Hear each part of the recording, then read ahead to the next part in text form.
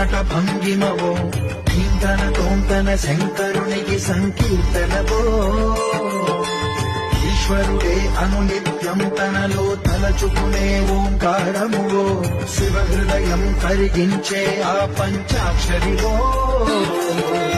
ఈ మదిలో మహాదేవుడినే కొడుకుంటున్నా కైలాసమువో